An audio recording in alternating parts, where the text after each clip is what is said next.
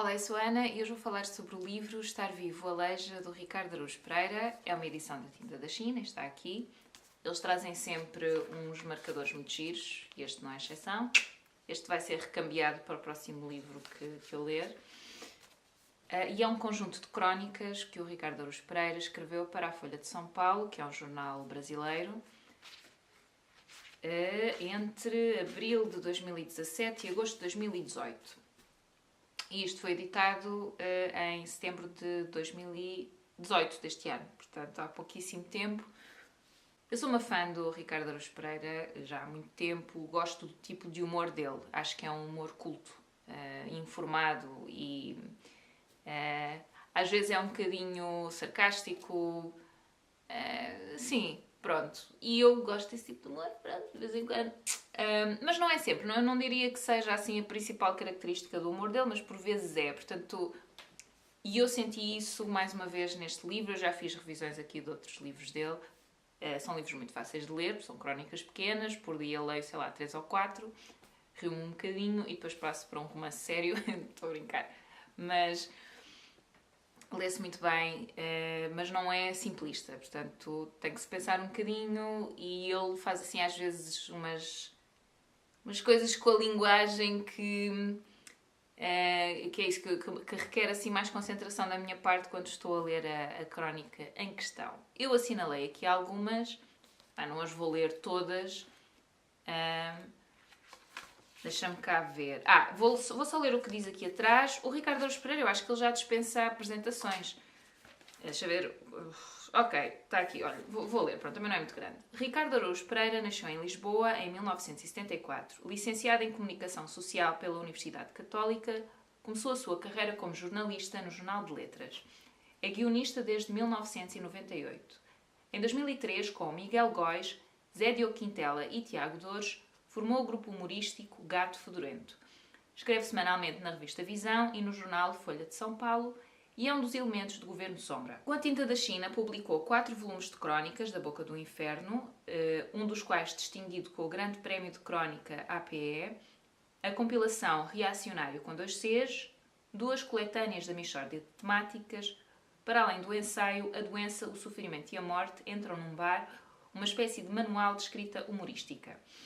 Este último livro foi também publicado no Brasil, em 2017, precedido pelas crónicas de Se Não Me Entenderes, Eu Conto de Novo, Pá. Coordena a coleção de literatura de humor da Tinta da China, que integra autores como Charles Dickens, Denis Diderot, Yaroslav Jacek ou Ivan Goncharov, eu devo ter assassinado o nome desta gente toda.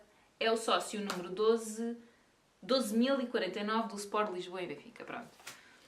E depois aqui atrás fala um pouco sobre o que versa este livro, mas eu acho que já disse, pronto, são as crónicas que ele escreveu para o Jornal de São Paulo. Ele foi convidado para fazer esse trabalho, tanto quanto eu sei. E então, é muito engraçado, porque aqui às vezes aparecem algumas palavras ou as construções das frases são um pouco diferentes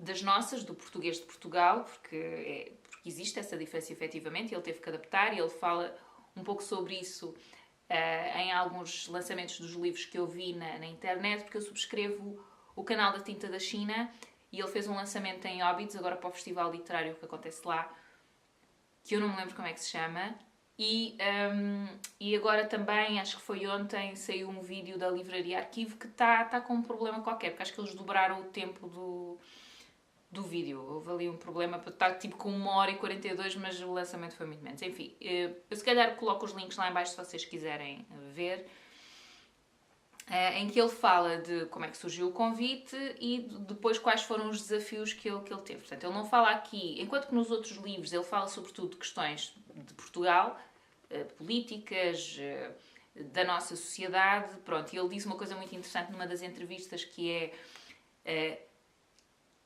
uma coisa é falar, ele saber que está a falar com pessoas que cresceram no mesmo mundo que ele, entre aspas, que tiveram, sei lá, o mesmo tipo de ensino na escola, que têm o mesmo tipo de referências sociais e culturais, etc., e políticas, pronto. Outra coisa é falar com pessoas que vivem uma realidade, ou tentar fazer humor para pessoas que vivem uma realidade diferente da dele. Então ele aí teve que adaptar e fala sobre questões mais mundanas ou mais genéricas, vamos lá. Fala também sobre a avó, isso é um tema recorrente e eu acho isso muito, muito ternurente. Bom, aqui atrás, então, se calhar leio só o que diz aqui, porque é o que eles escolheram dizer do que é sobre o livro. Do elogio do silêncio à crítica ao império dos telemóveis e das redes sociais, passando pela defesa da liberdade da expressão e pela metafísica do pecado, estes textos tanto falam de Cristiano Ronaldo como Kierkegaard, do Candy Crush como de Flaubert. Pelo caminho desmonta-se o mito da autoajuda, discutem-se problemas de linguagem que só a Ricardo Araújo Pereira apoquentam, questionam-se intolerâncias alimentares contemporâneas e o intemporal complexo de Édipo. Levantam-se questões prementes para os casais de hoje, como a escolha entre ter filhos ou ser feliz para sempre, e pergunta-se que papel desempenha no mundo a pessoa, a gente, o povo e a humanidade. Pronto. Eu depois assinalei aqui algumas crónicas, eu já não sei muito bem porquê. Deixa-me cá ver. Os canção de silêncios. Porque ele pega isso, ele pega em questões muito do dia-a-dia, muito comezinhas, muito pormenores da vida do dia-a-dia, como este caso do silêncio, ou dos silêncios, e depois constrói um micro-ensaio, e eu acho isso muito interessante, porque é sempre uma perspectiva bastante diferente. Provavelmente eu nunca pensei num assunto, ou se pensei não foi a esta profundidade, e nós estamos a falar de crónicas, portanto mesmo um micro-ensaio, porque é sempre por página e meia. Normalmente é página e meia, cada crónica. Pronto. Às vezes um bocadinho mais, um bocadinho menos, mas sempre 2 páginas só. E depois ele escolhe uma temática que às vezes até é um bocadinho parva, de género, ele vai falar sobre isto, e depois é muito engraçado, e é uma perspectiva até interessante. Enfim, ele leva aos assuntos, eu acho. Eu, nas entrevistas ao Ricardo Araújo Pereira, é muito engraçado porque ele é muito modesto, pronto, e a forma como ele fala dele é sempre com distanciamento, e eu acho isso saudável porque ele é muito popular. Ele cá em Portugal é muito popular, sei lá, ele veio cá a Viseu quando foi aquela questão dos incêndios e deu cá um espetáculo até para angariar fundos para ajudar as famílias que foram fustigadas por essa tragédia, e encheu um pavilhão, e acho que até, eu nem sei se ele não chegou a repetir. Enfim, ele realmente é muito popular, é muito conhecido, e eu... Bom, eu acho que ele pode falar dele como ele quiser, obviamente. Às vezes parece-me que é excessivamente modesto, mas se lhe serve a ele, por mim, desde que ele continua a fazer piadas, é só o que eu peço, pronto. Porque acho que é um tipo de humor que me agrada muito, e isso é muito inteligente, e eu acho que disso nós temos alguma escassez. Nós temos bons humoristas, atenção, aliás, aqui na internet temos a Bumba na Fofinha, que eu acho imensa piada, e agora comecei a seguir um que é o Diogo Batáguas, que está assim num... é um bocadinho diferente, mas também lhe acho imensa piada. Portanto, mas ainda vi poucos vídeos dele, mas enfim... que é aquele tipo de humor que joga muito com as palavras, com a expressividade também. Há ali muita edição, muita macacada de vez em quando, mas eu gosto imenso disso, pronto. E isso o Ricardo Araújo Pereira tinha nos Gato Fedorento, pronto, desde que deixou de ter, já não há aquela interpretação das personagens, a que eu acho muita piada, porque depois eu acho que ele tem muito jeito, mas ele faz isso também de vez em quando na rádio comercial, e eu acho que isso vai voltar. E de vez em quando tu vês um bocadinho dessas personagens em alguma apresentação que ele faça, ou às vezes até no Governo Sombra, sei lá, quando está a imitar o Marcelo Rebelo de Sousa, por exemplo, ou o Zé da Esquina, seja quem for. E eu gosto muito desse tipo de humor, que é um bocadinho interpretativo também. Acho que acabei de inventar esta palavra, mas pronto. E eu acho que ele também tem muito jeito para isso. Enfim, então, nesta crónica aqui fala sobre os Canção dos Silêncios. Vamos ver, eu não vos quero amassar muito, já vou em 10 minutos, ok. Os animais têm boa imprensa. É muito raro vermos um cão com a seta para baixo naqueles balanços que o jornal... Não me apetece ler isto. Pronto, é este parágrafo. Certos rústicos deixam-se enganar pela aparente simplicidade do silêncio e são levados a concluir que só há um tipo de silêncio. Não é o meu caso. Eu sou um escansão de silêncios. Sei ver muito depressa se há um silêncio tenso, ou íntimo, ou embaraçoso, ou tranquilo. Se um casal diz, a gente já não fala, em princípio a relação acabou. Mas quando o outro casal diz, a gente já nem precisa de falar, aí a relação está melhor do que nunca. Porque há muitos silêncios diferentes e é preciso apurar o paladar para eles. Pronto. E depois continua aqui, infelizmente a tecnologia parece apostada em suprimir o silêncio e discorre aqui sobre a questão da tecnologia também. E tem muita piada, pronto, mas eu também não quero estar a ler, pois sinto que estou a cometer alguma ilegalidade quando leio crónicas inteiras, porque eu acho que fiz isso em alguns das outras apresentações dos livros. Eu este aqui comprei no Continente. Foi? Porque eu sei que fui ao Continente um dia e eles não o tinham lá ainda. Está online, mas... que eu acho ótima ideia que eles vendam livros assim... Porque às vezes uma pessoa tem um pouco... Quer dizer, bom, eu tenho um pouco aquele preconceito de que no supermercado só se vendem livros tipo... pouco literários, pronto, assim... coisas fraquinhas.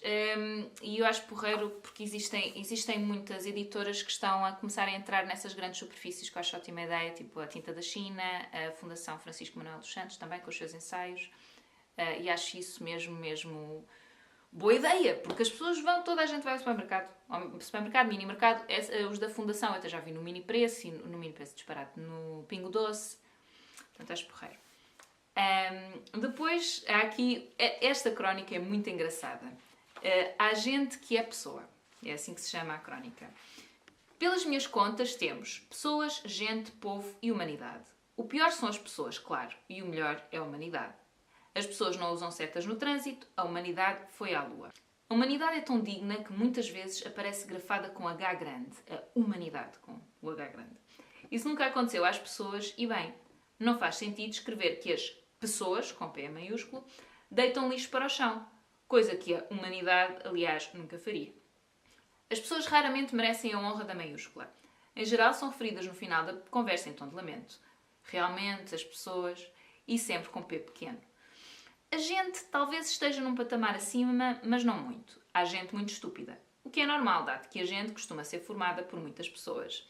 Mas apesar de tudo, às vezes é possível confiar na gente e até desejar combinar um programa com ela. Como fica claro na frase, então gente, vamos sair, um convite que não por acaso nunca é feito às pessoas. O povo já é outra coisa, dedica-se sobretudo à política e com uma nobreza que falta claramente às pessoas.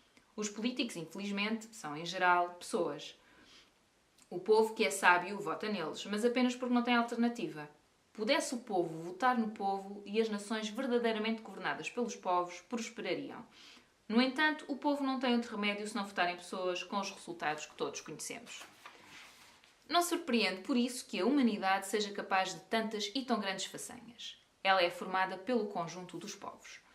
Quando os povos se juntam para criar a humanidade, aliam a excelência de cada um à dos outros e o resultado é uma entidade que consegue atingir cumes da civilização, como as vacinas, a conquista do espaço e o gin tónico. Falta descobrir o essencial. Em que ponto passam as pessoas a ser gente?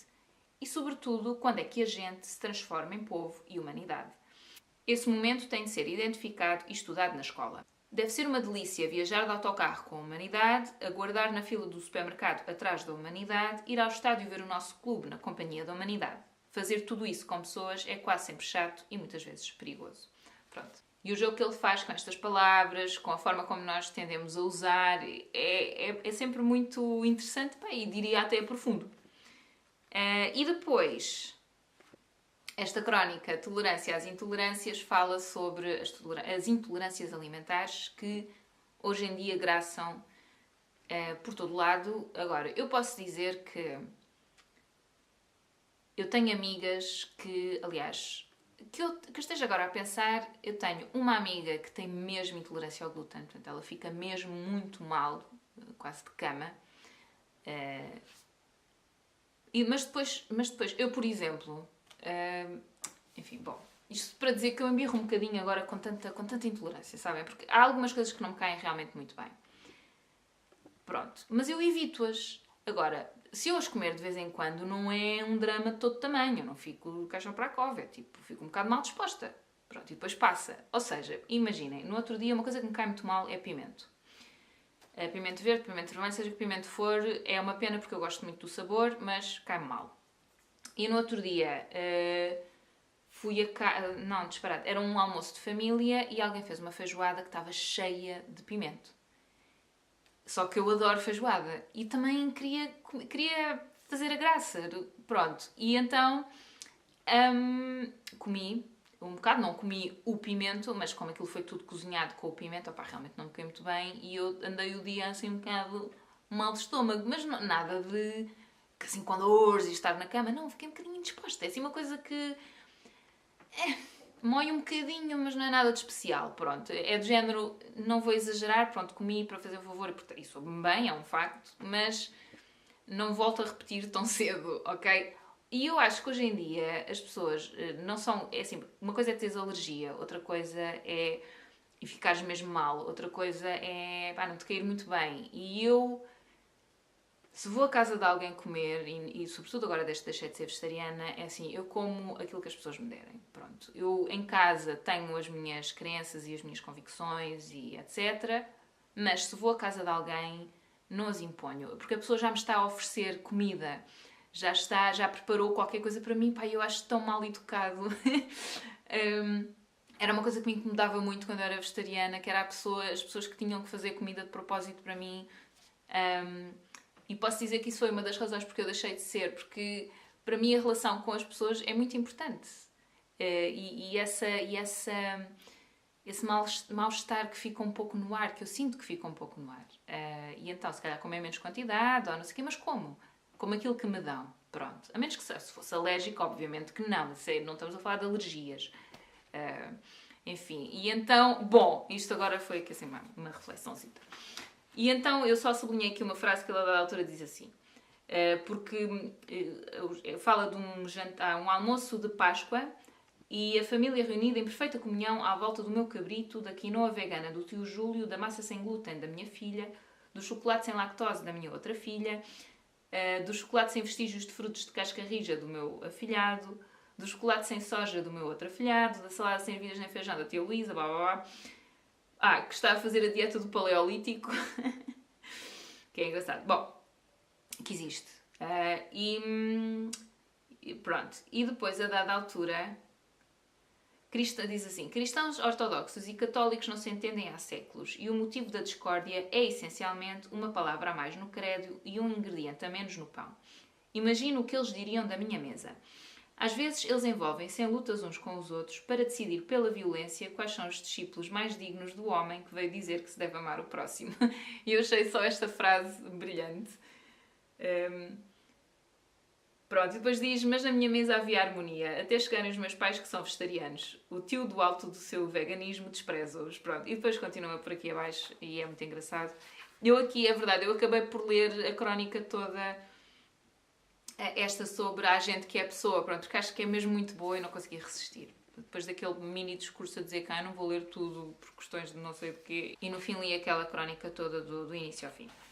Giríssimo. Pronto, e depois, por último, fala aqui de uma história pessoal. A crónica chama-se Vende-se, angústia. Vende-se, dois pontos, não por extenso, não é? Angústia, vocês perceberam, enfim. E que eu achei uma história muito melancólica. No meio de todas estas, eu acho que dos outros livros que eu li, eu sempre senti um pouco, em todos eles, qual é que foi? O Reacionário com 2 Cs e o ensaio A Doença, o Sofrimento e a Morte Entram num Bar. Esse é diferente. O Reacionário com 2 Cs é que é um conjunto de crónicas. E eu senti sempre, tanto num livro como no outro, uma certa melancolia. Não sei explicar. Subjacente. Portanto, tu tens humor, tu rires-te um bocado, mas para mim nunca é um riso, gargalhada. Tem um ou outro momento em que sim, em que me ria, não à gargalhada, mas eu também raramente me rio à gargalhada, mas sinto que há sempre esse tipo de melancoliazinha ali por trás. Há outra coisa que ele diz nesta última entrevista que eu vi, ou nesta última apresentação do livro que ele fez, em que alguém lhe pergunta se ele não acha que... Como é que é a pergunta? Eu não vou dizer textualmente, mas acho que o senhor estava a perguntar se ele não acha que usar o humor para falar de alguns assuntos não é desvalorizar esses assuntos, qualquer coisa assim. E ele disse que não acha, que é uma forma também dele próprio, por vezes, se afastar de um assunto que lhe causa dor. É usar o humor e é ver-se um pouco à distância, é sair um pouco de si mesmo e ver essa situação que para ele é penosa e dolorosa sob outra perspectiva, com outra perspectiva. E eu achei isso muito saudável, é fixe ele conseguir fazer isso. Isso para mim, por exemplo, é muito difícil. E eu admiro essa qualidade nele. E depois foi engraçado porque ele começou a falar de uma cadela que ele teve que ser abatida e emocionou-se a falar disso. E eu achei muito querido. E pronto, assim um bocadinho triste também. Bom, mas esta tal crónica achei-a... Não me ri. Fiquei mesmo... É muito profunda. Fala sobre ele e a sua acessão do eu. O que é que eu estou aqui a fazer? E fala sobre a religião, numa aula da religião moral, porque depois é muito engraçado, porque o Ricardo Araújo Pereira só frequentou colégios ou escolas ou católicas ou cristãs, e até à faculdade, aliás, que ele andou na católica, tanto quanto eu sei, e é ateu. É muito engraçado. Mas ele é muito respeitador das religiões dos outros. Eu aprecio muito isso nele também, porque ele não acredita, mas respeita muito quem acredita. Aliás, não deve ser por acaso que o convidam. Ele disse isso também numa entrevista, pronto, lá está, que é o ateu favorito dos crentes. E eu acho que é só por isso, é só porque ele respeita, ele tem a opinião dele e tem as crenças dele, ou as descrenças dele, mas respeita os outros. E pronto, eu admiro isso muito, muito nele também. Eu acho que são tudo um pouco qualidades que não se veem muito. Eu não digo que estejam em desuso, eu não gosto muito desse tipo de expressões, que é de género, agora toda a gente sei lá, não respeita a opinião, ou não. Eu acho é que quem não respeita fala mais alto, faz mais barulho. Não é? A negatividade fala sempre mais alto. Eu acho que é mais por aí. E quem é mais sensato, mais ponderado, mais respeitador, se calhar também é mais discreto e, sobretudo, não quer entrar em conflitos. Eu não sei se é por aí. Enfim, pronto, olhem, lá está, eu recomendo-vos este livro, só o facto dele, eu não preparei esta apresentação, há de se notar com certeza, mas eu acho que só o facto de despertar em mim depois estas reflexões,